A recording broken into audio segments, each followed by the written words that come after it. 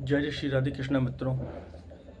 आज मैं आप लोगों की एक संशय दूर करने आया हूँ कि बहुत लोगों को ये लगता है कि अमरनाथ जी की जो गुफा है उसमें कबूतर हैं, जो कबूतरों ने कथा सुनी थी।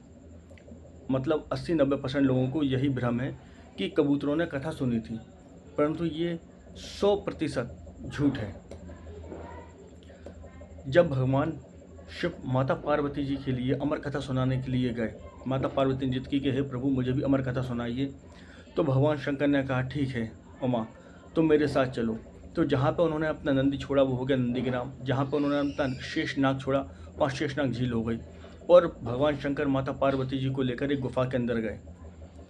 उस गुफा के अंदर जो होते हैं तोतों के खोप उस में रहते थे। उस गुफा के अंदर सारे सो रहे थे। भगवान ने जब एक चुटकी बजाई तो सारे उड़ गए, दूसरी चुटकी में सारे उड़ गए, परंतु उसके अंदर एक अंडा रखा हुआ था। वह अंडा फूट गया और उसमें से एक तोता का बच्चा वहाँ बैठा रहा और भगवान शंकर ने अमर कथा शुरू कर दी। माता पार्वती कुछ समय पश्चात वह सो गई, लेकिन वह तोता जगता रहा और अमर कथा को सुनता रहा।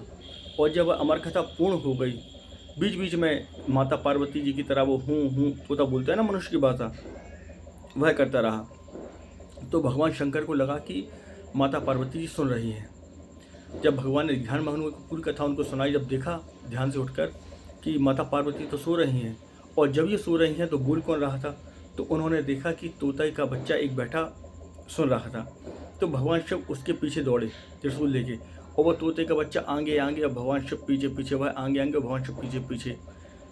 कुछ दूर पर महर्षि वेद व्यास जी का आश्रम था। उनकी पत्नी वहाँ पर बैठी हुई जमाई ले रही थी, और वह तोते का बच्चा उनकी पत्नी के गर्भ में चला गया।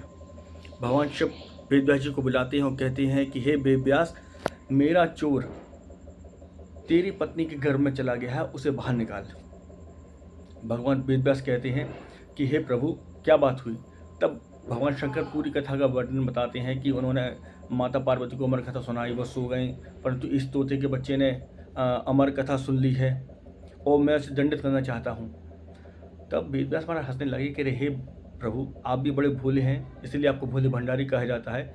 जब उसने अमर कथा सुन ली तो आप उसे मारेंगे कैसे। भगवान शिव मुस्कुराए और चले गए। वेद व्यास जी अपनी पत्नी के पास गए, वहाँ आवाज़ लगाई, पुत्र बाहर आओ। तो गर्भ में से आवाज़ आती है कि संसार की माया लग जाएगी। वह फिर कहते हैं पुत्र बाहर आओ। फिर आवाज़ आती है कि संसार की माया लग जाएगी। ऐसा करते करते 12 वर्ष बीत गए और वो बाहर नहीं आए। फिर वेद व्यास महाराज ने कहा कि पुत्र, मैं तुम्हें वरदान देता हूँ कि तुम्हें इस संसार की, क्या समूचे ब्रह्मांड की, तुम्हें कोई भी माया व्याप्त नहीं होगी, तुम्हें कोई माया नहीं लगेगी। तब वो बाहर आते हैं। वेद व्यास महाराज ने उन्हें अपना पुत्र मान चुके थे, तो उनका नाम हो गया शुकदेव। शुक माने तोता और देव माने देवतागण, भगवान ने उन्हें बना दिया। फिर उन्होंने अपने पुत्र को श्रीमद् भागवत का संपूर्ण ज्ञान दिया, इसीलिए श्रीमद् भागवत को शुक सागर भी कहते हैं। सुखदेव महाराज हरे रंग के दिखते हैं और वह परम ज्ञानी हैं, और उनके बारे में कहा जाता है कि वह जिस पेड़ के नीचे एक बार बैठ जाए तो दोबारा उस वृक्ष के नीचे बैठते नहीं, और उनके रुकने का समय उतना ही है जितना कि गाय का दूध दुबता है, उतनी देर तक वह किसी स्थान पर रुकते हैं। वह सब अपने आश्रम बद्रिका आश्रम में ही रुकते हैं और कहीं नहीं रुकते हैं।